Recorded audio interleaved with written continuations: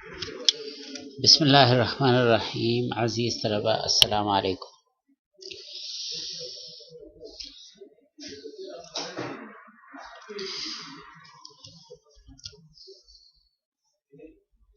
मेरा नाम उबैदुल्ला है। ये स्टैटिस्टिकल इन्फ्रेंस के कोर्स का अगला चैप्टर है, chapter 9, and it's about testing of hypothesis.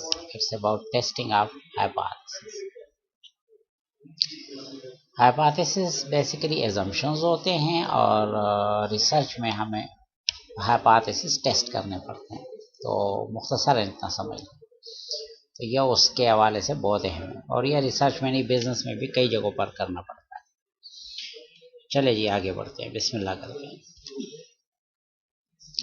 ये आपके बुक का हाइपोथेसिस टेस्ट का जो है कुछ कंटेंट्स हैं और उसमें बताया गया कि क्या क्या मेजर एरियाज हैं इसमें। बिलफर्ज नल हाइपोथेसिस, अल्टरनेट हाइपोथेसिस किस तरह डेवलप किए जाते हैं उसकी डिस्कशन है 9.1 में।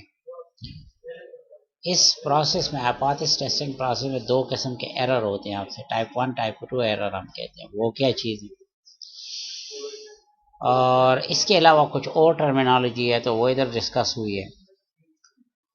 फिर हमने मुख्तलिफ एक्चुअली हाइपोथेसिस टेस्टिंग का काम शुरू किया और उसमें सबसे पहले हमने पॉपुलेशन मीन के हवाले से, जब पॉपुलेशन स्टैंडर्ड डिवीजन नॉन हो तो उसकी टेस्टिंग की बात की। ये वाली testing standard normal distribution Z distribution से हो जाती है।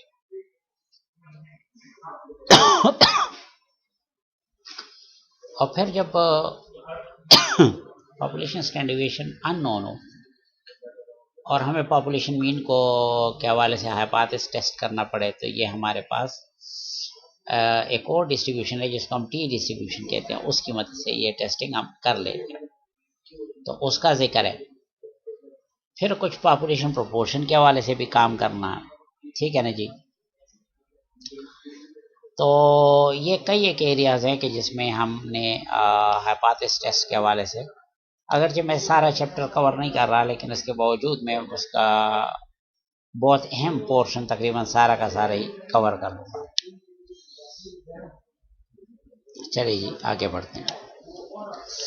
पहले तो ये स्लाइड आप बहुत पहले भी देख चुके हैं कि आपके पास ओवरऑल पॉपुलेशन होती है, आप उससे सैंपल लेते हैं और सैंपल के बेस पे पॉपुलेशन के फैसले करते हैं। ये जो सैंपल के बेस पे पॉपुलेशन के फैसले करते हैं इसको हम इन्फ्रेंस कहते हैं।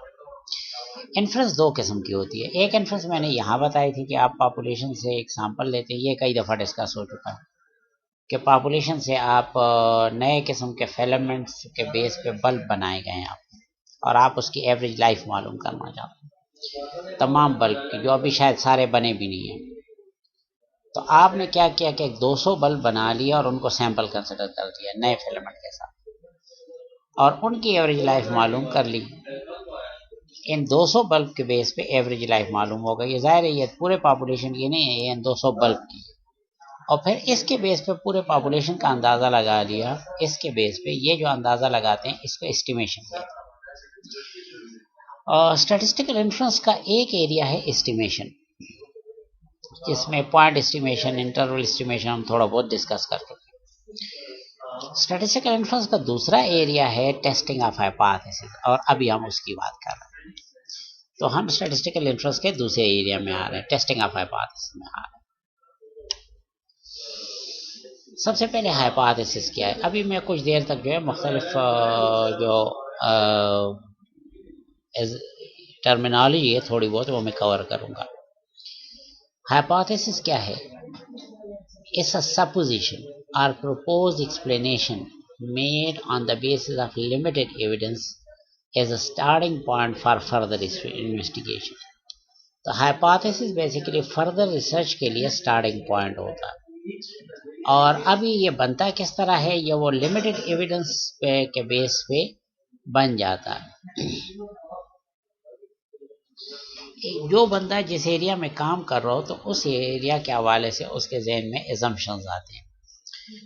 इसकी एक मिसाल समझ लें। एक दफ़ा मैं लाहौर जा रहा था गाड़ी में, बस में, और मेरा कुछ वो तब वो GTS होती थी, काफ़ी पुरानी बात है। तो हमारा चूँकि कुछ ताल्लुक था वो उस इदारे में, तो उसकी वजह से मुझे काफ़ी अच्छी सीट मिल गई थी, काफ़ी करीब ड्राइवर के। तो मेरे हिसाब से रात का वक्त था, मेरे हिसाब से सब कुछ बिल्कुल ठीक जा रहा था। और जीटी रोड का सफ़र थोड़ी थोड़ी देर बाद कभी पंजाब वालों के मुख्तलिफ होटल्स आ रहे हैं, कभी एक होटल वो तरह तरह की रोशनी और सब कुछ। तो मेरे हिसाब से सब कुछ बड़ा बेहतरीन जा रहा था, मैं बड़ा खुश था कि ड्राइवर ने एकदम से कहा कि या अल्लाह खैर। मैंने कहा क्यों, क्या हुआ? तो उसने कहा कि नहीं कोई मसला है। मैंने कहा क्या मसला है? उसने कहा है मसला। और थोड़ी देर हम आगे गए और आगे सड़क ब्लॉक, और फिर बड़ी देर तक सड़क ब्लॉक रही। मैंने उस ड्राइवर से पूछा आपको कैसे पता चला? क्योंकि तब तो मेरे हिसाब से सब कुछ ठीक चल रहा है और आपको। उसने कहा नहीं जी, हम आप ड्राइवर नहीं हैं और हम ड्राइवर हैं। तो हमें जब गाड़ी सड़क पे चला रहे होते तो हम एक्सपेक्ट कर रहे थे कि ख़ास वक्त तक सामने से कोई ना कोई आ जाता है, और ये मैंने बड़ी देर से देखा कोई भी सामने नहीं आ रहा।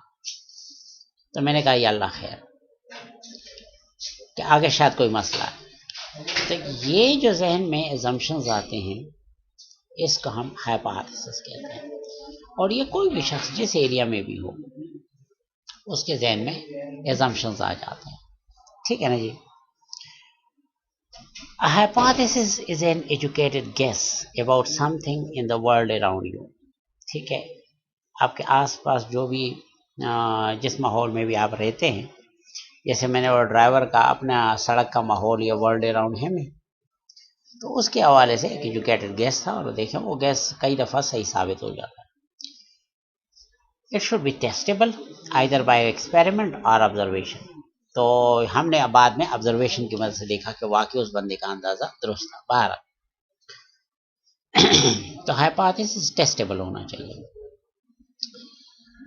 कुछ एक दो एग्जांपल्स हैं हाइपोथेसिस टेस्टिंग के। पहली एक एग्जांपल है, अ new medicine you think might work. एक नई मेडिसिन है जो आपका ख्याल है, आप एक रिसर्चर हैं एक नई मेडिसिन डेवलप हुई है और आपका ख्याल है कि ये एक ख़ास बीमारी में बेहतर काम करेगी। A way of teaching you think might be better. ये शायद मेरे लिए है कि मैं खुद एक टीचर हूँ और एक नया टीचिंग मेथड, और मेरा ख्याल है कि यार इससे बड़ा फ़ायदा होगा स्टूडेंट्स को। तो ये एक हाइपोथेसिस होता है, ठीक है ना। ये भी एक हाइपोथेसिस हो सकता है, ये भी एक हाइपोथेसिस हो सकता है, ठीक है ना। आगे जाते हैं, ज़रा इसको टेस्टेबल वगैरह किस तरह बनाते हैं इस पर भी थोड़ी बात करते हैं। टेस्टेबल हाइपोथेसिस, यहाँ मैंने ये हाइपोथेसिस लिया, a new medicine you think might work. इसको देखें हम टेस्टेबल कैसे बनाते हैं। Let P1 bar denote the sample proportion of recovered patient who used the new medicine. P1 bar show कर रहा है, सपोज हमने एक सैंपल लिया कुछ पेशेंट्स का, और उनको हमने ट्रायल बेसिस पे नई मेडिसिन खिला दी। तो सैंपल लिया, सपोज एक 300 मरीजों का हमने सैंपल लिया और उनको ट्रायल बेसिस पे हमने नई मेडिसिन खिला दी। हम ये देखना चाहते हैं कि उनमें कितना प्रोपोर्शन, कितने परसेंट लोग जो है ना रिकवर कर जाते हैं। P1 बार शो कर रहा है the proportion of recovered patient who use the new medicine, and P2 bar denote the same quantity, यानी the proportion of recovered patient for those who use conventional medicine। कोई तो पुरानी मेडिसिन होगी ना, जिन्होंने पुरानी मेडिसिन इस्तेमाल किया तो उनमें से उनका रिकवरी परसेंटेज क्या है। तो फिर ये कुछ टेस्टेबल हाइपोथेसिस ये हो सकते हैं। बिलफर्ज एक बंदा कहता है P1 is equal to P2। अब इसका मतलब ये है कि जितनी इफेक्टिव नई मेडिसिन है उतनी इफेक्टिव कन्वेंशनल मेडिसिन है। P1 is greater than P2, इसका मतलब ये है कि नई मेडिसिन ज़्यादा इफेक्टिव है कन्वेंशनल मेडिसिन से। यहाँ पर P1 is less than equal to P2 का मतलब है कि नई medicine, new medicine is worse than conventional medicine. Conventional medicine अच्छी है। और P1 is not equal to P2 का मतलब है मैं क्लियर नहीं हूँ। ये बात भी हो सकती है, ये भी हो सकती है, बस मैं क्लियर नहीं हूँ, लेकिन ये है कि ये बराबर नहीं होंगे। तो इनमें से कोई भी ये टेस्टेबल हाइपोथेसिस हो सकता है, ठीक है ना। Where P1 denote the population proportion. अच्छा, ये बात याद रखिए कि P1 बार सैंपल में है और P1 पॉपुलेशन में है। ये स्टैटिस्टिक है और ये पैरामीटर है, ठीक है। याद रखें हाइपोथेसिस पैरामीटर के मुतालिक होता है, हाइपोथेसिस पैरामीटर के मुतालिक होता है।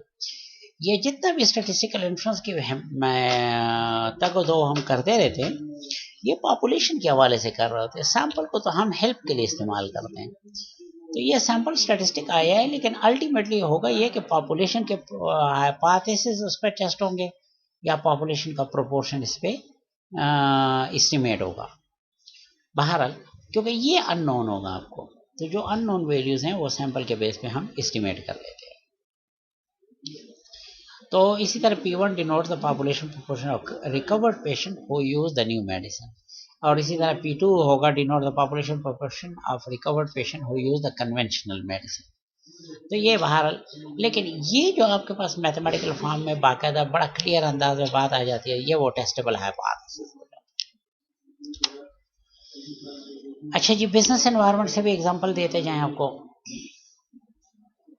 A manager at this hotel stated that the mean guest bill for the weekend is $600 or less। अब ये मैनेजर का दावा है कि वीकेंड पे हमारे गेस्ट का एवरेज बिल जो है $600 या उससे कम ही होता है। A member of hotel's accounting staff noticed that the total charges for the guest bill have been increasing in recent years। यानी उसको मैनेजर की बात पे शक हो गया। मैनेजर कहते हैं 600 या उससे कम होगा, और ये कहता है कि नहीं, ये तो बढ़ रहा है, ये तो बढ़ रहा है। The accountant will use a sample weekend guest bill to test the manager claim। तो वो मैनेजर क्लेम को टेस्ट कर रहा है। अब इसमें आपके पास ये मुख्तलिफ हाइपोथेसिस है। अच्छा, इसमें H0 हम नल हाइपोथेसिस, आगे इसकी डेफिनेशन आ रही है, और HA हम लिखते हैं alternate hypothesis. H0 null hypothesis और HA अल्टरनेट हाइपोथेसिस। इस पर थोड़ी देर बाद मैं डिस्कशन करूंगा। अहम बात यह है कि इनमें से कौन सा ये दो हाइपोथेसिस इस सिचुएशन के लिए मुनासिब है, ये दो मुनासिब है कि ये दो मुनासिब है, कौन सा मुनासिब है। तो आप पहले ये देखें कि मैनेजर क्या क्लेम कर रहा है। मैनेजर कह रहा है कि वीकेंड तक बिल जो है ऑन एवरेज ये देखें ना, mean guest bill, average guest bill 600 या उससे कम है।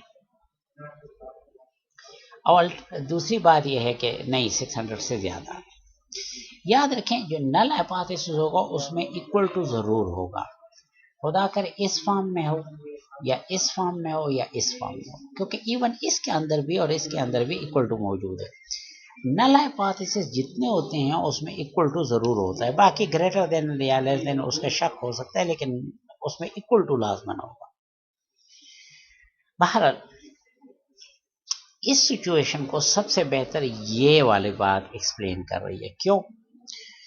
क्योंकि मैनेजर का अपना क्लेम ये है कि जो सिचुएशन है, लोगों का बिल है वो 600 या उससे कम आ रहा है, और अकाउंटेंट को शक है कि नहीं, उससे ज़्यादा आ रहा है, 600 से ज़्यादा आ रहा है। तो ये वह बात जो है ना, इस टेस्टिंग सिचुएशन में ये हमारी इस्तेमाल होगी।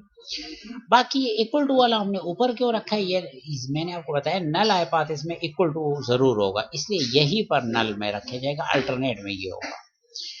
तो नल में इक्वल टू जरूर होगा, तो ये नल हाइपोथेसिस होगा और ये अल्टरनेट होगा। बाकी ये बात तो हो ही नहीं सकती, क्योंकि अगर आप ये बात देते हैं तो नल में तो आपने ये रखना है, ठीक है। लेकिन यहाँ प्रॉब्लम यह है कि इसमें इक्वल टू तो मैनेजर के हक में है, क्योंकि वो कहता है कि इतना है या उससे कम है। तो मैनेजर की कुछ बात इधर आ गई, कुछ बात इधर आ गई, तो ये बात तो मज़े नहीं आया। इसी तरह यहाँ पर आप देखें, इक्वल टू भी मैनेजर कह रहा है, उससे लेस, इसमें तो लेस और ग्रेटर दोनों आते हैं, तो मैनेजर की बात दोनों जगह पर आ गई थी। सिर्फ यही सिचुएशन है कि जो आपके क्वेश्चन को बेहतर एक्सप्लेन करती है। तो ये दरमियान वाला हाइपोथेसिस का पेयर हम लेंगे, ठीक है, एक नल लेंगे और एक अल्टरनेट लेंगे। रह गई ये बात कि what conclusion is appropriate when null hypothesis can not be rejected.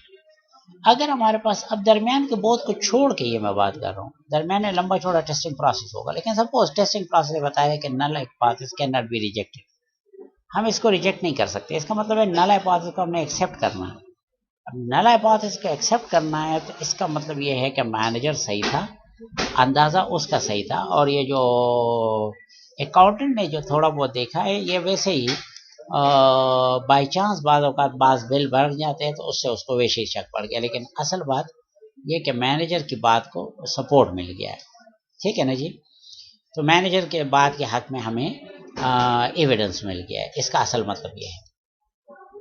What conclusion is appropriate when H not can be rejected? अगर ये रिजेक्ट हो रहा है तो फिर आपको ये कंक्लूजन लेना चाहिए कि वो अकाउंटेंट की बात सही है, उसका अंदाज़ा सही था, और वाकई गेस्ट का बिल जो है ऑन एवरेज इंक्रीज कर रहा है, और अब ये सिचुएशन नहीं रही और ये रेस्टोरेंट महंगा होता जा रहा है, मज़ीद महंगा होता जा रहा है। तो इस तरीके से आप इस बातों का फैसला कर लेते हैं। चलिए जी आगे बढ़ते हैं। Test statistic and null hypothesis. पहली बात तो ये कि स्टैटिस्टिक क्या है। स्टैटिस्टिक मैं पहले भी बता चुका हूँ, any quantity computed from sample is called statistic. कोई भी क्वांटिटी जो आप सैंपल से कैलकुलेट करते हैं वो स्टैटिस्टिक हो जाता है। आप एक सैंपल लेते हैं कुछ स्टूडेंट्स का और आप ये मालूम कर लेते हैं कि वो सैंपल जो 100 स्टूडेंट का है उसमें कितने % फीमेल हैं, बस ये एक स्टैटिस्टिक हो गया। हर स्टैटिस्टिक के अपनी कैरेक्टरिस्टिक डिस्ट्रीब्यूशन होती है, क्योंकि मैं ये बात पहले डिस्कस हो चुकी है कि स्टैटिस्टिक वेरिएबल होता है, it varies from one sample to another, और चूंकि वेरिएबल होता है तो वेरिएबल की तो प्रोबेबिलिटी डिस्ट्रीब्यूशन या फ्रीक्वेंसी डिस्ट्रीब्यूशन होती है, तो इस तरह हर स्टैटिस्टिक की कैरेक्टरिस्टिक डिस्ट्रीब्यूशन होती है। अच्छा, अब एक खास किस्म के स्टैटिस्टिक की बात करते हैं जिसका नाम है टेस्ट स्टैटिस्टिक। वो एक ऐसा स्टैटिस्टिक, मतलब स्टैटिस्टिक बहुत होंगे लेकिन एक ऐसा स्टैटिस्टिक जो टेस्टिंग में इस्तेमाल होता हो, स्टैटिस्टिकल हाइपोथेसिस टेस्टिंग में इस्तेमाल होता है, उसको हम टेस्ट स्टैटिस्टिक कहते हैं। A statistic used in testing a statistical hypothesis is called test statistic. इसकी एक एग्जांपल ले लें, ये एक फार्मूला है, ये एक टेस्ट स्टैटिस्टिक है। बाद में आप देखेंगे, आपको इस चैप्टर में तो नहीं, अगले चैप्टर में ये आपके सामने आ जाएगा। ये एक फार्मूला है और ये एक टेस्ट स्टैटिस्टिक की मिसाल है। इसमें P1 बार माइनस P2 बार, ये तो एक सा पॉपुलेशन का, ये एक सैंपल का, एक पॉपुलेशन से आने वाला सैंपल का मीन है, और ये दूसरे पॉपुलेशन से आने वाले सैंपल का मीन है। ठीक है ना। चले आप इस तरह समझे कि P1 डिनोट कर रहा है the proportion of female students who got, बिलफर्ज हमने एक 300 फीमेल स्टूडेंट का सैंपल लिया है और एक 500 मेल स्टूडेंट का सैंपल लिया है। अब हम उसमें सैंपल में कैलकुलेट कर रहे प्रोपोर्शन ऑन फीमेल स्टूडेंट का जिन्होंने मैट्रिक के एग्जाम में A+ ग्रेड लिया। प्रोपोर्शन फीमेल का P1 वो जो है प्रोपोर्शन फीमेल का सैंपल में जिनका A ग्रेड आया है, A+ ग्रेड आया है, और ये 2 वाला जो है ये प्रोपोर्शन मेल स्टूडेंट्स का जिन्होंने 10वीं क्लास में A+ ग्रेड लिया है, लेकिन ये दोनों सैंपल से आए। ये अगर हम पूरा पॉपुलेशन कंसिडर कर लें तो ये पूरे पॉपुलेशन में प्रोपोर्शन फीमेल का जिनका A+ ग्रेड आया है, और पॉपुलेशन में प्रोपोर्शन उन लड़कों का कि जिनका A+ ग्रेड आया है। और नीचे रह गई ये बात, तो ये बेसिकली SE लिखा है, स्टैंडर्ड एरर, या और कुछ नहीं होता, ये स्टैंडर्ड डेविएशन होता है इस वेरिएबल का। बेसिकली आप लोगों को Z स्कोर में पढ़ा चुका हूँ, Z स्कोर का फार्मूला होता है, कोई भी वेरिएबल होता है उससे उसका मीन माइनस करके स्टैंडर्ड डेविएशन पर डिवाइड करें, ये वही फार्मूला है। लेकिन यहाँ ये वाला वेरिएबल है जिसके गिर्द माउस पॉइंटर अभी हरकत कर रहा है, ये वाला वेरिएबल है, ये उसका मीन है और ये उसका स्टैंडर्ड डेविएशन है। तो बाहर वेरिएबल से उसका मीन माइनस हो रहा है, स्टैंडर्ड डेविएशन पे डिवाइड हो रहा है, तो Z में कन्वर्ट हो रहा है। लेकिन ये फार्मूला चूंकि टेस्टिंग में इस्तेमाल होता है, ख़ास किस्म के हाइपोथेसिस के टेस्टिंग में इस्तेमाल होता है, तो इस वजह से ये टेस्ट स्टैटिस्टिक है। अब आप थोड़ा सा मज़ीद इस पर डिटेल अभी मज़ीद आ जाती है। Null hypothesis, any hypothesis that renders the testing easier. Null hypothesis कौन सा हाइपोथेसिस होता है जिसको हम H0 से डिनोट करते हैं। कोई भी ऐसा हाइपोथेसिस जिससे टेस्टिंग आसान हो जाए उसको हम नल हाइपोथेसिस कहते हैं। बिलफर्ज इस हाइपोथेसिस को देखें, अगर आप ये हाइपोथेसिस एज्यूम कर ले कि P1 is equal to P2, P1 is equal to P2। तो जब P1 P2 के बराबर होगा तो ये फार्मूला और आसान होकर ऐसे बन जाएगा। वजह यह है कि जब P1 P2 के बराबर होगा तो P1 माइनस P2 0 हो जाएगा और ये वाला पोर्शन फार्मूले का उड़ जाएगा और फार्मूला मजीद आसान हो जाएगा। तो ये जो हाइपोथेसिस है P1 is equal to P2, यानी कोई भी ऐसा हाइपोथेसिस जिससे आपसे टेस्टिंग मजीद आसान हो जाए तो उसको हम कहते हैं नल हाइपोथेसिस। तो ये P1 is equal to P2 null hypothesis हो गया। अब अगर इसके बजाय होता P1 is greater than P2, तो P1 तो P2 से ग्रेटर है, लेकिन कितना ग्रेटर है यहाँ पर आप क्या लगाएंगे, कुछ नहीं पता, ठीक है ना। जस्ट इतना पता है कि P1 P2 से ग्रेटर है, तो P1 माइनस P2 क्या आएगा, कुछ नहीं पता, लिहाजा ये आसान नहीं होगा, मजीद सॉल्व नहीं होगा। सॉल्व ये सिर्फ इस सूरत में होगा जब आप P1 को P2 के बराबर कंसिडर कर लेंगे, तो ये पोर्शन 0 हो जाएगा और फार्मूला आसान हो जाएगा। तो ये नल हाइपोथेसिस हो जाएगा। बाकी नल हाइपोथेसिस कर देने के बाद आपके पास जो बाकी हाइपोथेसिस रह जाते हैं उनमें से जिसमें भी रिसर्चर इंटरेस्टेड हो उसको अल्टरनेट कहते हैं। देखिए, नल खत्म हो जाने के बाद आपके पास कई हाइपोथेसिस रह जाते हैं। देखिए, मैं आपको ऊपर बताता हूँ।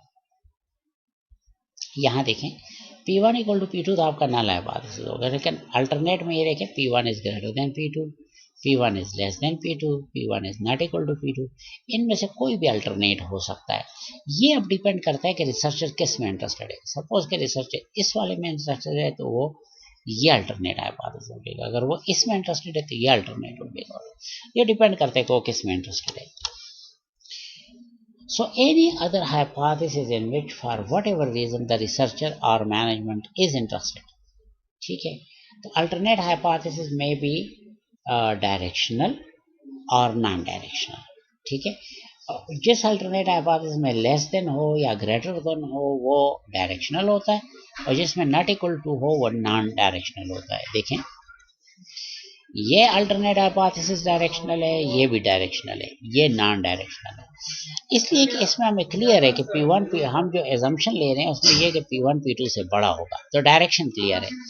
या ये कि P1 P2 से छोटा होगा, फिर भी डायरेक्शन क्लियर है। लेकिन यहाँ पर हम क्लियर नहीं है, P1 P2 से बड़ा भी हो सकता है, छोटा भी हो सकता है, तो ये नॉन डायरेक्शनल है। ये दो हाइपोथेसिस, अल्टरनेट हाइपोथेसिस, ये डायरेक्शनल है और ये नॉन डायरेक्शनल है। तो बहरहाल इस स्लाइड में मैंने आपको स्टैटिस्टिक नल हाइपोथेसिस और अल्टरनेट हाइपोथेसिस के मुतालिक थोड़ी सी बात बता दी। आगे जाते हैं। अब अगेन एक example, the manager of an automobile dealership is considering a new bonus plan designed to increase sale volume। चले जी, एक नया बोनस प्लान बना रहे हैं कि जिसके उनको उम्मीद है कि सेल का वॉल्यूम बहुत बढ़ जाएगा, सेल बढ़ जाएगी।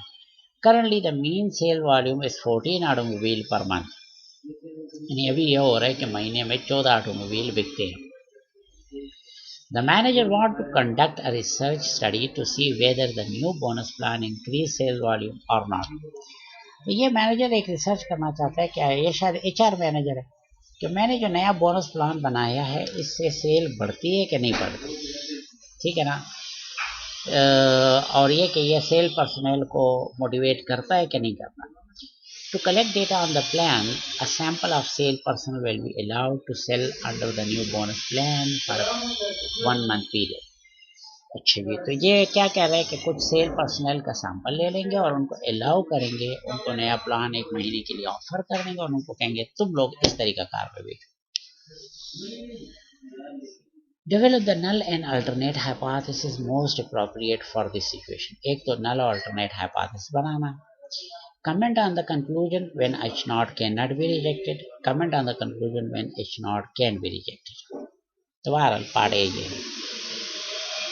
We follow a very conservative approach while testing hypothesis। याद रखिए, ये हमेशा टेस्टिंग ऑफ हाइपोथेसिस में जो भी टेस्टिंग ऑफ हाइपोथेसिस करेगा वो बंदा वो बड़ा कंजर्वेटिव होता है, ठीक है ना, आसानी से बात नहीं मानता।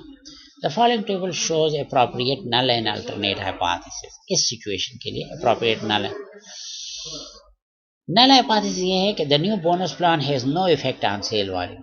इसका क्या मतलब है, इसका कोई इफेक्ट नहीं है। इसका मतलब ये है कि हमारे पास ऑन एवरेज वो पहले जो मीन सेल वॉल्यूम 14 था, हमने कहा अब भी मीन सेल वॉल्यूम 14 या उससे कम ही होगा, ठीक है, ये है वो कंजर्वेटिव अप्रोच। नल हाइपोथेसिस हम कंजर्वेटिव स्टाइल में लेते हैं, ठीक है ना। अभी भी वही चक्कर चलेगा, कोई खास फायदा नहीं होगा। अल्टरनेट ये है कि no the new bonus plan is effective in increasing sale volume, तो इसमें म्यू इज ग्रेटर देन 14, क्योंकि जाहिर है अगर एवरेज 14 से ज़्यादा हो गया तो सेल वॉल्यूम इंक्रीज हो जाएगी। तो ये तो नल अल्टरनेट हाइपोथेसिस बन गया, ठीक है, ये मैथमेटिकल फॉर्म और ये डिस्क्रिप्टिव फॉर्म। अब आगे बात करते हैं पार्ट बी की। अगर एच नॉट आप रिजेक्ट नहीं कर सकते, we conclude that the new bonus plan has no effect. अगर आप इसको रिजेक्ट नहीं कर सकते, इसको रिजेक्ट नहीं कर सकते, तो इसका मतलब ये है कि नए बोनस प्लान का कोई इफेक्ट नहीं है on increasing sale one, so there is no need to offer such a bonus, ठीक है, क्योंकि जब जिस सेल्स की इंक्रीज नहीं कर रही तो हम बोनस क्यों दें। लेकिन इसके बजाय अगर ये है कि H not can be rejected, H not अगर रिजेक्ट हो रहा है तो इसका मतलब सेल्स बढ़ रही है। So we conclude that no new bonus plan is quite effective as sale volume has increased. So we need to offer bonus to entire sales staff. तो अभी तो हमने चंद एक लोगों को ऑफर किया था, अब तमाम सेल्स स्टाफ को हम बोनस ऑफर करेंगे और इस नए तरीकाकार पर लेकर आएंगे, फिर ये कंक्लूजन होगा। याद रखें माय डियर स्टूडेंट कि इस स्टेप यानी हाइपोथेसिस बनने और इस स्टेप के दरमियान बड़ी कैलकुलेशन है, वो मैंने गायब कर दी है। अभी सिर्फ मैं पहला और आखिरी स्टेप बता रहा हूँ, दरमियान की कैलकुलेशन जो मैथमेटिकल है वो अभी नहीं बता रहा, लेकिन इससे भी आपको बहुत कुछ क्लियर हो रहा होगा, बल्कि बहुत सारे पॉइंट ऐसे हैं जो मैनेजमेंट पॉइंट ऑफ व्यू से इधर ही क्लियर हो गए हैं। अच्छा जी, ये जो testing of process my dear student आप लोग करते हैं, इसमें दो किस्म के एरर आपसे हो सकते हैं, ठीक है, उसको पहले इस डायग्राम में समझ लें, इधर फिर बता देता हूँ। अलबत्ता ये बात याद रखिए कि सारी बात मैं नल हाइपोथेसिस में करूँगा, ठीक है ना। एक बात तो ये वो कि जो आपके याद रखें कि जितना भी टेस्टिंग ऑफ हाइपोथेसिस हम करते हैं ये सैंपल बेस्ड है, हमने पूरे पॉपुलेशन को स्टडी नहीं किया, और सैंपल बेस्ड सिचुएशन इस डायग्राम में यहाँ पर शो की गई है। जाहिर है कि स्टैटिस्टिकल एनालिसिस सैंपल बेस्ड होती है, तो अगर सैंपल एनालिसिस आपको या ये कहेगा, सैंपल से आप एनालिसिस करेंगे, या कहेगा कि नल हाइपोथेसिस को एक्सेप्ट कर दें या कहेगा रिजेक्ट कर दें, ये सैंपल के बेस पे एनालिसिस है। और ये आपको मालूम है क्योंकि सैंपल आपने सेलेक्ट किया है और उसके बेस पे एनालिसिस किया है और उसको खुद स्टडी किया है, तो ये सब कुछ आपको मालूम है। ये पोर्शन आपको मालूम नहीं है, लेकिन उसमें भी दो बातें हो सकती हैं, आपको मालूम नहीं है लेकिन बहरहाल दो बातें हो सकती हैं। The true state of nature, null hypothesis actually true हो सकता है या नल हाइपोथेसिस एक्चुअली फॉल्स हो सकता है, ये एक्चुअल सिचुएशन है और ये सैंपल से आने वाले रिजल्ट है। याद रखें सैंपल से आने वाले रिजल्ट कई दफ़ा बिल्कुल बाई चांस मिसलीडिंग हो सकते हैं। ये हो सकता है कि नल हाइपोथेसिस ट्रू हो और सैंपल रिजल्ट आपको कह दे कि रिजेक्ट कर, तो ये बातें हो सकती हैं बाहर। तो अगर एक हाइपोथेसिस दुरुस्त है और आपका सैंपल रिजल्ट भी आपको कह रहा है कि उसको एक्सेप्ट कर ले, नल हाइपोथेसिस दुरुस्त है और वो कह रहे हैं एक्सेप्ट कर लो, तो ये तो करेक्ट डिसीजन होगा। लेकिन अगर नल दुरुस्त है और आपका सैंपल आपको कह रहे हैं रिजेक्ट कर दो, तो ये एरर हो गया, और इस एरर को हम कहते हैं टाइप 1 एरर। इसको मुख्तसर कहेंगे reject a true null hypothesis. अच्छा, एक और सूरत, नल हाइपोथेसिस फॉल्स है और आपका रिजल्ट आपको सैंपल आपको कह रहे हैं कि एक्सेप्ट कर दो उसको, तो ये खुद एक एरर, क्योंकि फॉल्स है एक्सेप्ट कर दिया, तो फिर क्या हो गया, accepting a false null hypothesis, ये एक और एरर है और इसको हम टाइप 2 एरर कहते हैं। और अगर नल हाइपोथेसिस फॉल्स है और आपने उसको रिजेक्ट कर दिया, तो ये करेक्ट डिसीजन हो गया। तो दो करेक्ट डिसीजन हो गए और दो जो है ना एरर हो गए। बाकी हमारी एक कोशिश होती है कि हम करेक्ट डिसीजन के चांस बढ़ा दें और इसका चांस कम कर दें। बिल्कुल एक आसान तरीका कि भाई इन एरर्स का चांस कम हो जाए वो ये है कि आप सैंपल साइज बढ़ा दें, करेक्ट डिसीजन का चांस बढ़ जाएगा और इसका चांस बहुत कम। लेकिन एक मसला ये है कि सैंपल साइज बढ़ाने से खर्चा बढ़ जाता है। बहरहाल type 1 error, this error occur when our testing process reject a null hypothesis when it is actually true. देखिए एक्चुअली वो ट्रू है और इसने रिजेक्ट कर दिया, एक्चुअली ट्रू है और इसने रिजेक्ट कर दिया, ये है टाइप 1 एरर। और this error occurs when our testing process accept a null hypothesis when it is actually false, यानी एक्चुअली फॉल्स है और इसने एक्सेप्ट कर दिया, तो ये टाइप 2 एरर है। ये भी आप समझें कि एक बात दुरुस्त है और आपने रिजेक्ट कर दिया तो ये जुल्म हो गया। टाइप 1 एरर को आप समझे कि जुल्म हो गया, और टाइप 2 एरर जो है ना आप ये समझें कि वो ये एक ऐसी सिचुएशन है कि भाई एक चीज़ फॉल्स है और आपने उसको एक्सेप्ट कर लिया, यानी आपने उस पर रहम खाया है, आपने हाइपोथेसिस पे रहम खा लिया। तो इसको आप जुल्म की तरह समझ लें और इसको रहम की तरह समझ लें, लेकिन बहरहाल है दोनों एरर। अच्छा जी, अब ज़रा एक और एग्जांपल की तरफ आते हैं। Carpet land sale person average $8,000 per week in sales. ये कारपेट लैंड कंपनी का नाम है, उसके सेल पर्सन जो हैं सेल्स से पर वीक $8,000 बना लेते हैं। स्टीव ये उस कंपनी का वाइस प्रेसिडेंट है। Steve the firm vice president proposes a compensation plan with new selling incentive। तो ये compensation plan बना रहा है जिसमें सेलिंग इंसेंटिव देना जा रहा है, ठीक है ना। So you hope that the result of the trial selling period will enable him to conclude that the compensation plan increases the average sale per person। यानी ये कंपेंसेशन प्लान से ये होगा कि एवरेज सेल पर पर्सन इंक्रीज हो जाएगी। तो इसके लिए आप अप्रोप्रिएट नल अल्टरनेट हाइपोथेसिस बना दें। इस केस में टाइप 1 एरर क्या होगा और उसके क्या कॉन्सिक्वेंसेस होंगे, और टाइप 2 एरर क्या होगा और उसके क्या कॉन्सिक्वेंसेस होंगे। तो पहले तो नल हाइपोथेसिस ये होगा कि जी वही कंजर्वेटिव अप्रोच कि जी एवरेज सेल ऑन एवरेज वही या सेल या फिर उनकी सेल पर्सन की सैलरी, अच्छा सेल्स जो है तो सेल्स ऑन एवरेज सेल वो $8,000 या उससे कम है, $8,000 है या उससे कम है ऑन एवरेज सेल, ठीक है ना। और अल्टरनेट हाइपोथेसिस ये है कि नहीं, नल हाइपोथेसिस ये है कि 8,000 है या उससे कम है, अल्टरनेट है कि नहीं 8,000 से बढ़ गया है।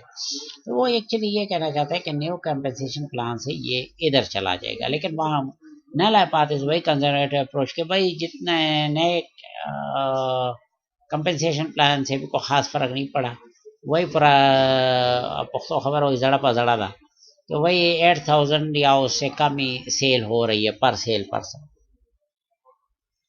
तो ये नल हाइपोथेसिस अल्टरनेट नहीं है कि नहीं वाकई इंप्रूवमेंट हो गई है और सेल 8,000 से बढ़ गई है। Type 1 error occur when we reject a true null hypothesis, ठीक है, नल हाइपोथेसिस ट्रू है और हम रिजेक्ट कर रहे हैं। अब अगर ये ट्रू है और आप रिजेक्ट करेंगे तो क्या मतलब हुआ, ये ट्रू है का क्या मतलब है कि आपका कंपेंसेशन प्लान इफेक्टिव नहीं है, ये ट्रू है वो इफेक्टिव नहीं है और आप फिर भी इसको एक्सेप्ट कर रहे हैं, इसका क्या मतलब हुआ। ट्रू ये है और आप इसको एक्सेप्ट कर रहे हैं, तो इसका मतलब ये हुआ here this means that the new compensation plan failed to motivate sale person. No significant improvement was observed in sales. As a result, no significant improvement occurred in sales person salary. उसके salary में कोई खास फर्क नहीं पड़ेगा।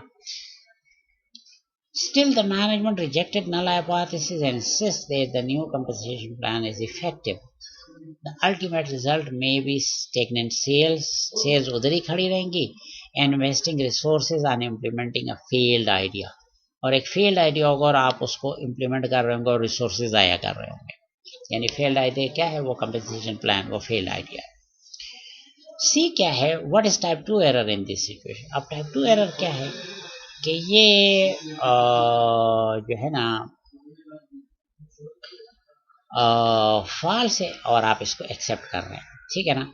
Type 2 error occur when we accept a false null hypothesis. अब ये false है, आपको इसको एक्सेप्ट करना चाहिए और आप इसको एक्सेप्ट कर लेते हैं, ये फॉल्स है और आप एक्सेप्ट कर लेते हैं। Here it means that the new compensation plan successfully motivated the sales staff. Sales are increased and so is their commission in sales during the trial period. ये बातें हो गई और न्यू कंपेंसेशन प्लान अच्छे result दे रहा है। Still the management decided to stick to the earlier policy. This result be demotivated. The result may be demotivated employees and losing opportunity for increased sales. तो एक तो एम्प्लॉयज डिमोटिवेट होंगे कि भाई एक चांस था हमारी तनख्वाहें वगैरह बढ़ने का, वो भी नहीं होगा, और कंपनी को जो इंक्रीज सेल मिलनी चाहिए थी वो भी नहीं मिलेंगी। अच्छा जी, level of significance and P value, ये क्या चीज़ है? लेवल ऑफ सिग्निफिकेंस क्या? It is a probability of committing type 1 error, यानी स्टैटिस्टिकली तो बस सिर्फ इतना कहेंगे कि it is a probability of committing type 1 error, ठीक है ना? It is a probability of committing type 1 error. क्या मतलब? ये रिजेक्ट ट्रू नल है पार, ठीक है, इस बात का, इसकी प्रोबेबिलिटी को हम अल्फा कहेंगे, लेवल ऑफ सिग्निफिकेंस। इसको अल्फा भी कहते हैं, लेवल ऑफ सिग्निफिकेंस भी कहते हैं, ठीक है ना? तो it is actually the risk management is willing to tolerate for not spending money on census or complete enumeration. Basically आपको 100% सही इन्फॉर्मेशन सिर्फ सेंसस से मिलती है या कंप्लीट एन्यूमरेशन से, कि आप पॉपुलेशन में मौजूद ईच एंड एवरी इंडिविजुअल को या ऑब्जर्व कर लें, ईच एंड एवरी एलिमेंट को ऑब्जर्व कर लें, लेकिन इस पर खर्चा बहुत ज़्यादा आता है। 100% सही इन्फॉर्मेशन आपको सेंसस से मिलती है, और जाहिर है कि बिजनेस में हम ये अफोर्ड नहीं कर सकते। तो हम जो क्या करते हैं बिजनेस में, कि हम इनकम्प्लीट इन्फॉर्मेशन पे डिसीजन लेते हैं, और ये है वो एग्जांपल कि हम एक सैंपल लेकर, वो क्या मुट्ठी भर चावल लेकर पूरी देख का अंदाज़ा कर लेते हैं। तो हम एक छोटा सा सैंपल लेकर उसके बेस पे पूरे पॉपुलेशन का अंदाज़ा करते हैं। लेकिन जब आप ये करते हैं, you are actually taking a risk, ठीक है, और वो रिस्क कितना है, मैनेजर कितना रिस्क उठाने के लिए तैयार है for not spending money on senses, कि उनको पूरा सेंसेस ना करना पड़े। तो इससे जो है ना उनकी प्रोबेबिलिटी थोड़ी बहुत एक्यूरेट इंफॉर्मेशन की प्रोबेबिलिटी थोड़ी सी कम हो जाती है। Generally alpha is taken as 5% और लेस, मैनेजमेंट डिपेंड करता है, लेकिन अक्सर ये 5% लिया जाता है। इसका मतलब है मुझे 5% रिस्क में लेने के लिए तैयार हो, और मुझे 95% एक्यूरेट इन्फॉर्मेशन देनी चाहिए मुझे, कि स्टैटिस्टिक मुझे 95% एक्यूरेट इन्फॉर्मेशन दे रही। तो अल्फा का जो बंदा 5% ले रहा है, तो इसका मतलब है वो अपने इस पर जो है ना सैंपल प्रोसेस पर की वजह से जो गलत डिसीजन आ सकता है, उसका 5% रिस्क वो लेने के लिए तैयार है। अगर एक मैनेजमेंट कहे कि नहीं 5% बहुत ज़्यादा है, हमें 1% रिस्क लेना, तो इसका मतलब ये कि वो कह रहे हैं कि मुझे 99% एक्यूरेट इन्फॉर्मेशन चाहिए। जो 5% रिस्क लेने के लिए तैयार होगा उसका कम सैंपल साइज से भी काम हो जाएगा, लेकिन जो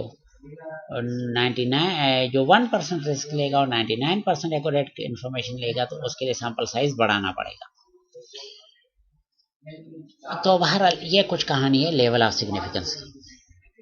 A p-value is a measure of probability that an observed difference could have occurred just by random chance. p-value क्या है? p-value means probability value. p-value means probability value, और इसका सीधा सीधा मतलब ये हुआ कि इसका आंसर 0 और 1 के दरमियान होगा, क्योंकि है probability. It is a probability that an observed difference could have occurred just by random chance. ठीक है, एक थोड़ा बहुत फर्क जो है वो रैंडम चांस से भी आ जाता है, थोड़ा बहुत फर्क रैंडम चांस से भी आ जाता है। तो इसकी मिसाल आप यह समझ लें कि आप एक बिल्कुल बैलेंस कॉइन है और उसको आप 100 दफ़ा टॉस करते हैं। तो वैसे तो अगर बैलेंस कॉइन है तो 100 दफ़ा टॉस करते हैं तो 50 दफ़ा हेड आना चाहिए, 50 दफ़ा टेल आना चाहिए। लेकिन अगर एक दो तीन दफ़ा हेड ज़्यादा आ गया और टेल 2-3 दफ़ा कम आ गया, बिलफर्ज हेड आ गया 50 के बजाय 52 दफ़ा और टेल आ गया 50 के बजाय 48 दफ़ा, तो ये सर इतना थोड़ा बहुत फ़र्क जो है ना ये बाई चांस हो जाता है, ठीक है ना। तो एक ख़ास हद तक फ़र्क जो है ना ये हम कहते हैं कि इतना फ़र्क तो बाई चांस होता है। स्टैटिस्टिक के पी वैल्यू और स्टैटिस्टिक के टेस्टिंग का सारा प्रोसेस है, इसका असल कमाल ये है कि ये बाई चांस फ़र्क और बहुत बड़े फ़र्क में हमें फ़र्क करके बता देता है। थोड़ा फ़र्क और ज़्यादा फ़र्क, ये ज़्यादा फ़र्क कहाँ से शुरू होता है, स्टैटिस्टिक ये बात बता देता है। बहरहाल हमारे पास रूल ये है, the lower the P value the greater the statistical significance. याद रखें, पी वैल्यू जितनी कम होगी तो हम कहेंगे कि ये बात बाय चांस नहीं लगती, ये बात बाय चांस नहीं लगती, ये बात बहुत बड़ी है, फर्क बहुत ज़्यादा हो गया, ये बाय चांस नहीं है। जितना पी वैल्यू कम होगा हम कहेंगे कि ये फर्क बाय चांस नहीं है। और इसी वजह से हमारे पास ये रूल है, if P value is less than alpha. अच्छा, पी वैल्यू किससे कंपेयर करते हैं? If the lower P value, तो लोअर का मतलब कितना लोअर? तो लोअर वो अल्फा से कंपेयर करते हैं। If P value is less than alpha then rule ये है reject H naught. P value अगर अल्फा से कम है तो आपने नल हाइपोथेसिस को रिजेक्ट करना है। पी वैल्यू अल्फा से कम है तो आपने नल हाइपोथेसिस रिजेक्ट करना है, और अगर पी वैल्यू अल्फा से ज्यादा है तो आपने नल हाइपोथेसिस को एक्सेप्ट करना है। इसको हम इस तरह भी बोलते हैं, if P value is low then null hypothesis must go. ठीक है, पी वैल्यू अगर लो है तो null hypothesis should be rejected. Go means rejected. अच्छा जी, अभी तक आपके सामने मैं मुसलसल कुछ अल्फाज बोल रहा हूँ। एक ये लफ्ज़ अभी भी बोल रहा था, रिजेक्टेड और रिजेक्शन और इस तरह की बात है। ये क्या चीज़ है? और इसी तरह एक और है, null hypothesis accepted, null hypothesis rejected, इस तरह की बातें हम कर रहे हैं। तो ये जो आपके पास टेस्ट स्टैटिस्टिक होता है, उसकी कुछ वैल्यूज़ होती हैं जो कहती हैं कि नल हाइपोथेसिस को रिजेक्ट कर दो, कुछ वैल्यूज़ होती हैं जो कहती हैं नल हाइपोथेसिस को एक्सेप्ट कर दो। ठीक है ना? ये फैसले हम टेस्ट स्टैटिस्टिक पे करते हैं। टेस्ट स्टैटिस्टिक की बेशुमार वैल्यूज़ हो सकती हैं, उसकी कुछ वैल्यूज़ जो हैं null hypothesis, all possible values of test statistic में भी क्लासिफाइड इनटू 3 ग्रुप्स। एक ग्रुप ये है, एक ग्रुप आपको कहता है कि जिसको हम एक्सेप्टेंस रीजन कहते हैं, वो आपको कहता है कि एक्सेप्ट नल हाइपोथेसिस। अगर टेस्ट स्टैटिस्टिक की वैल्यू इस रेंज में आ जाए, ये मैं इंशाल्लाह इस पर डिटेल में मजीद भी आगे बात करूंगा। अगर टेस्ट स्टैटिस्टिक की वैल्यू एक्सेप्टेंस रीजन में आ जाए तो हम कहेंगे एक्सेप्ट नल हाइपोथेसिस। अगर टेस्ट स्टैटिस्टिक की वैल्यू रिजेक्शन रीजन या क्रिटिकल रीजन में आ जाए, हम इसको क्रिटिकल रीजन या CR भी कहते हैं, तो फिर हम कहते हैं कि रिजेक्ट नल हाइपोथेसिस। ठीक है ना? और एक बात ये भी याद रखें कि total area of critical region, total area of CR mean critical region, total area of critical region is equal to alpha. और अल्फा क्या है? जो मैंने ऊपर बताया, द लेवल ऑफ सिग्निफिकेंस। तो ये बात भी एक याद रखें कि क्रिटिकल रीजन का टोटल एरिया हमारे पास अल्फा के बराबर होता है। ये एक सूरत है कि एक्सेप्टेंस रीजन होता है, एक ये क्या रिजेक्शन रीजन होता है। हर दफ़ा तो नहीं, लेकिन बाज फ्यूचर में इस तरह की बाज टेस्ट भी आप देखेंगे कि जिसमें कुछ एरिया ऐसा है कि जिसमें टेस्ट इनकन्क्लूसिव रह सकता है और आप कुछ भी डिसाइड नहीं कर सकते, तो ये भी एक एरिया होता है। लेकिन जनरली जो बताया जाता है वो एक्सेप्टेंस रीजन और रिजेक्शन रीजन, ये ज़रा कम बताते हैं। अच्छा जी, अब आप मेडिकल से लाइन से एक एग्जांपल मैं आपको बता रहा हूँ एक्सेप्टेंस रीजन की, रिजेक्शन रीजन की। अल्लाह का शुक्र है अभी तो मेरी तबीयत ठीक है, लेकिन एक वक्त मुझे हेपेटाइटिस C हो गया था। तो मुझे ये ALT टेस्ट कहते हैं या SGPT टेस्ट कहते हैं, ये मुझे करना पड़ता था।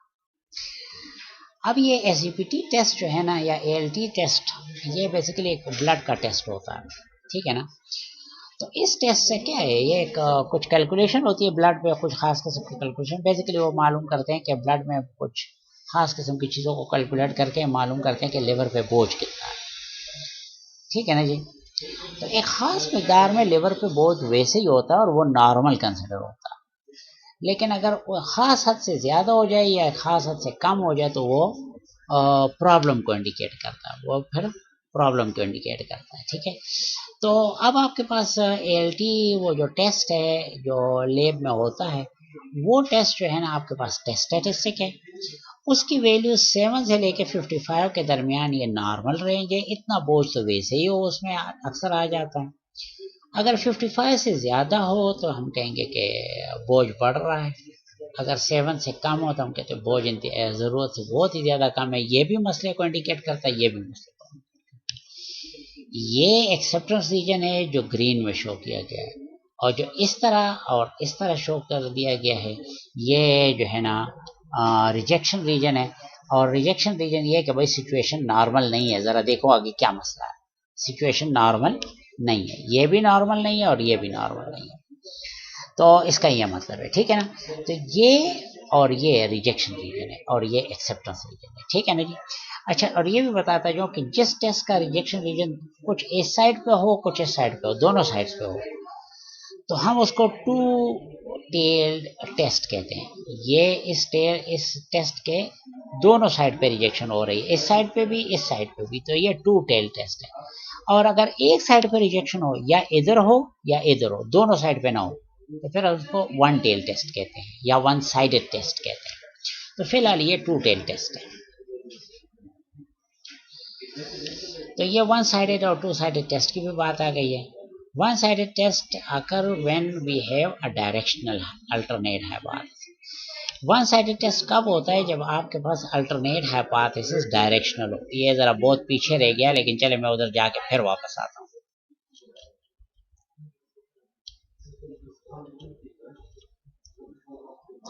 ये देखिए, मैंने बताया था कि ये वाला डायरेक्शनल है और ये वाला डायरेक्शनल है और ये नॉन डायरेक्शनल है।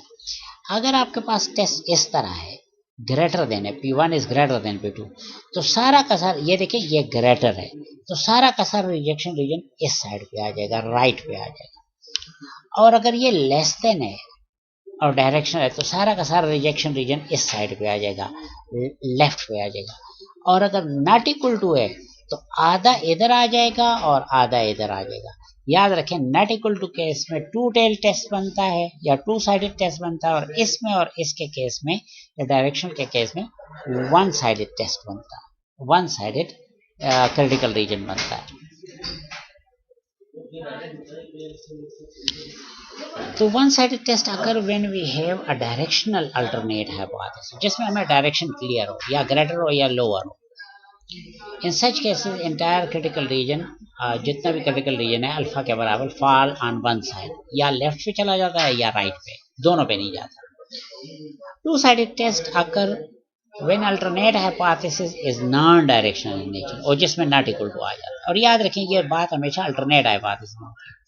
In such cases total area of critical region alpha is equally divided on both tails of distribution। तो वो अल्फा जो है, अल्फा को टू पे डिवाइड करके आधा इधर आ जाता है और आधा इधर आता है, आधा दाएं तरफ चला जाता है, आधा बाएं तरफ चला जाता है। ये जो टेस्टिंग ऑफ हाइपोथेसिस है, ये मुख्तलिफ स्टेप से गुजरता है। स्टेप 1, 2 और 3। स्टेप 1 में ये है develop null and alternate hypothesis, specify level of significance, collect sample data, compute the value of test statistic. ये तीन स्टेप इसके साथ भी होते हैं, इसके साथ भी होते हैं। खुदा करे आप पी वैल्यू अप्रोच से क्वेश्चन सॉल्व करते हैं या क्रिटिकल वैल्यू अप्रोच से, ये दो मुख्तलिफ अप्रोचेज हैं। ये ज़रा नया है, ये पुराना है, लेकिन बहरहाल दोनों अप्रोच को एक ही रिजल्ट आता है। बहरहाल ये तीन स्टेप तो दोनों में होते हैं। इसके बाद अगर आप पी वैल्यू अप्रोच पे जाते हैं, तो फिर आप इन दो स्टेप पे आ जाते हैं, ठीक है ना। Use the value of test statistic to compute P value, और आखिर में पी वैल्यू को जो रूल मैंने उससे बताया था उसके बेस पे अगर पी वैल्यू आपके पास लो हो तो नल हाइपोथेसिस आप रिजेक्ट कर लेते हैं, वरना एक्सेप्ट कर लेते हैं। और अगर आपके पास तीन स्टेप ये करके क्रिटिकल वैल्यू अप्रोच पे आते हैं, तो ये तीन करके सीधा इधर आ जाएंगे 4 पे। आप सिग्निफिकेंस लेवल के बेस पे क्रिटिकल वैल्यू डिटरमिन करते हैं और रिजेक्शन रूल बनाते हैं, और फिर ये देखते हैं कि मेरे पास टेस्ट स्टैटिस्टिक की जो कैलकुलेटेड वैल्यू है वो एक्सेप्टेंस एरिया में आ रही है कि रिजेक्शन एरिया में आ रही है। वो अगर एक्सेप्टेंस एरिया में आ रही है, नल हाइपोथेसिस एक्सेप्ट हो जाता है। वो अगर रिजेक्शन एरिया में आ रही है, तो नल हाइपोथेसिस रिजेक्ट हो जाता है, ठीक है ना जी। इंशाल्लाह आगे इसकी डिटेल मजीद आ रही है, लेकिन ये प्रोसेस है। ओके, अब एक अहम मसला ये है कि ये पी वैल्यू कैसे कैलकुलेट करता है। तो अगर आपके पास वन टेल टेस्ट है या वन साइडेड टेस्ट है, तो पी वैल्यू का फार्मूला ये है, P value is equal to probability of, probability किस चीज़ की है, देखें ये ब्रैकेट यहाँ से शुरू होकर यहाँ खत्म हो गया, कि test statistic is greater than the absolute value of, ये देखें ये दो लाइन का मतलब ये है कि अगर टेस्ट स्टैटिस्टिक की वैल्यू नेगेटिव भी आ गई है तो उसको पॉजिटिव कर दो, और ये कि टेस्ट स्टैटिस्टिक की वैल्यू उससे ज़्यादा हो जाए तो इसका चांस कितना है, वो पी वैल्यू हो जाती है वन साइडेड वाले में। टू साइडेड में इस तरह नहीं होता। टू साइडेड में जो ये वैल्यू कैलकुलेट हो जाती है तो उसको 2 से मल्टीप्लाई कर देते हैं। बाकी डिसीजन क्राइटेरिया किस तरह है वो अभी थोड़ी देर पहले भी मैंने बताया। कि आप नल हाइपोथेसिस को रिजेक्ट करेंगे अगर पी वैल्यू अल्फा से छोटी या उसके बराबर हो। ठीक है ना जी। अब माय डियर स्टूडेंट, हम इस जगह पर पहुंच गए हैं कि अब आप कुछ एग्जांपल्स टेस्टिंग के कर सकते हैं, और मैंने 2-3 एग्जांपल लिखी हैं, लेकिन क्या तरीकाकार किया कि थ्योरी तो मैंने यहाँ कवर कर दी है और बाकी मैंने आपके लिए यूट्यूब पर वीडियो अपलोड कर ली है, उसका लिंक यहाँ रख दिया है, आप डायरेक्ट जाके वो वीडियो देख सकते हैं। सबसे पहले है कि पॉपुलेशन मीन के हवाले से अगर आप टेस्टिंग करना चाहते हैं, पॉपुलेशन मीन के हवाले से कोई टेस्टिंग करना चाहते हैं, जो पॉपुलेशन स्टैंडर्ड डिविएशन नोन है, अगर ये नोन है तो आप नॉर्मल डिस्ट्रीब्यूशन की मदद से टेस्टिंग करते हैं। इसमें ये टेस्ट स्टैटिस्टिक इस्तेमाल होता है, ये टेस्ट स्टैटिस्टिक इस्तेमाल होता है। म्यू ज़ीरो आपके पास जो है ना, ये म्यू की वो वैल्यू है जो नल हाइपोथेसिस में स्पेसिफाई की गई है। नल हाइपोथेसिस में म्यू की जो वैल्यू बताई जाती है ये वो वाली है जो इधर पुट होगी। और इस बार सैंपल मीन है, ये पॉपुलेशन का स्टैंडर्ड डिवीएशन है, और एन जो है सैंपल साइज है। ठीक है ना जी। Where music is taken from null hypothesis, ये देखें ये नल हाइपोथेसिस से आ रहा है, which is always assumed to be true in testing process. याद रखिए टेस्टिंग ऑफ हाइपोथेसिस में हम शुरू में ये अज्यूम कर लेते हैं कि नल हाइपोथेसिस दुरुस्त है। ठीक है ना। The statistic Z under H not, under H not का यही मतलब है कि अगर नल हाइपोथेसिस दुरुस्त हो, the statistic Z is a standard normal variable SNV। Standard normal variable का मतलब है कि नॉर्मल है और इसका मीन 0 है और वेरिएंस 1 है। स्टैंडर्ड नॉर्मल का यह मतलब है, नॉर्मल है लेकिन एक खास नॉर्मल है जिसका मीन 0 और वेरिएंस 1 है। The test may be one or two tail depending upon alternate hypothesis, यानी ये टेस्ट वन टेल भी हो सकते हैं, टू टेल भी हो सकता है, वो डिपेंड करता है कि अल्टरनेट हाइपोथेसिस क्या है। अगर alternate hypothesis not equal to वाला है तो फिर टू टेल है, और ग्रेटर देन या लेस देन वाला है तो फिर वन टेल है। इसके बाद मजीद डिटेल के लिए अब आप ये एक वीडियो है जो यूट्यूब पे मैंने अपलोड कर दी है, ये उसका लिंक है, वहाँ जाके देखेंगे तो इसकी फुल डिटेल टेस्टिंग की आपको मिल जाएगी। आगे जाते हैं। पॉपुलेशन मीन के हवाले से टेस्टिंग कर रहे हैं, लेकिन पिछला वाला था जब सिग्मा नोन हो, अब यहाँ पर है सिग्मा अननोन। याद रखें प्रैक्टिकल लाइफ में ये सिचुएशन ज़्यादा होती है, पॉपुलेशन स्टैंडर्ड डिवीएशन का नोन होना बहुत ही मुश्किल काम है, ये सिचुएशन प्रैक्टिकल लाइफ में बहुत आती है। तो test statistic T equal to X bar minus mu 0 divide by S over N under root. क्या क्या फ़र्क आ गया, वहाँ थोड़ी देर पहले यहाँ Z था, अब T आ गया। यहाँ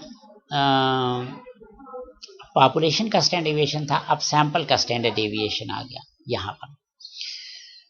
ठीक है ना। तो लेकिन इसकी वजह से ये फ़र्क का इतना बढ़ गया है कि ये नॉर्मल डिस्ट्रीब्यूशन नहीं रहा, अब ये एक और डिस्ट्रीब्यूशन बन गया जिसको हम कहते हैं T डिस्ट्रीब्यूशन।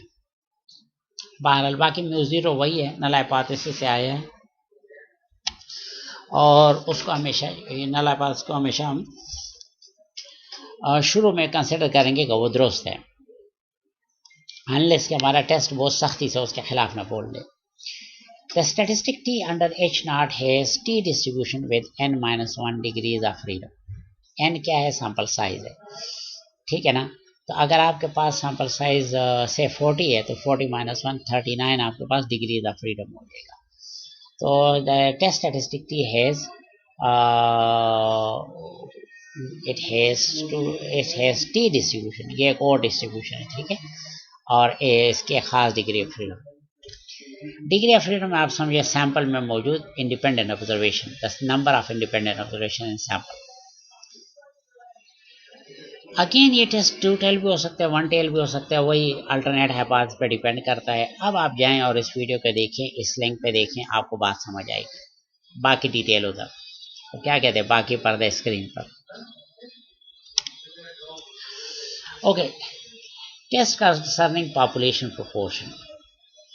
ये अब अगर पॉपुलेशन में किसी चीज़ की प्रोपोर्शन की हम बात कर रहे हैं, बिलफर्ज आप कह रहे हैं कि जी पेशावर में ओ नेगेटिव ग्रुप वालों की परसेंटेज क्या है, तो ये पॉपुलेशन प्रोपोर्शन की बात हो रही है। जिनका ब्लड ग्रुप ओ नेगेटिव है तो उनके प्रोपोर्शन क्या है।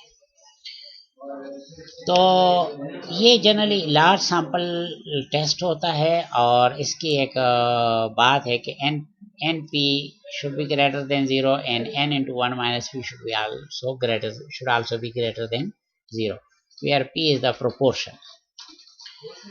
टेस्ट स्टैटिस्टिक का आपकी दफ़ा ये z स्टैटिस्टिक पे होता है, नॉर्मल डिस्ट्रीब्यूशन पे, स्टैंडर्ड नॉर्मल पे, और आपकी दफ़ा इसका ये फार्मूला है पी बार जो बेसिकली सैंपल से आने वाला प्रोपोर्शन है, पी ज़ीरो जो नल हाइपोथेसिस में हम बता रहे हैं कि पॉपुलेशन में ये प्रोपोर्शन चल रहा है, और बाकी P zero into one minus P zero by N under root ये इसका स्टैंडर्ड डेविएशन है, where p0 is taken from null hypothesis which is again वही पुरानी बात के is assumed to be true.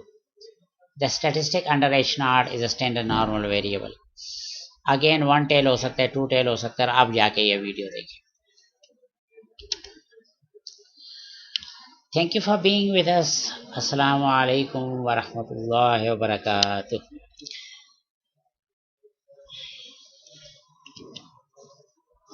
मेरे ख्याल में डियर स्टूडेंट आपको टेस्टिंग के इब्तदाई आइडिया समझ आ गए होंगे. अब वो इजाफी वीडियोस देखें तो इंशाल्लाह आपको पूरी बात समझ आएगी. अस्सलाम वालेकुम.